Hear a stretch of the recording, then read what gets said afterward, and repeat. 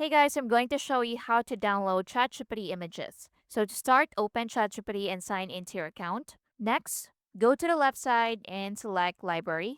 Now in here at the top, select Images and select the image you want to download. You can also click the three dots right here and select Download. So it will download that image and you can view it. So click on Show in Folder to view that image. Now, next, you can also go to More in the left side. So click on More, then click Images. Then scroll down and select the image you want to download, for example, this one, and click on the download icon. So click on this R right here to download the image, and that's it. You can also click the three dots in here in the top right and click Open in Chat.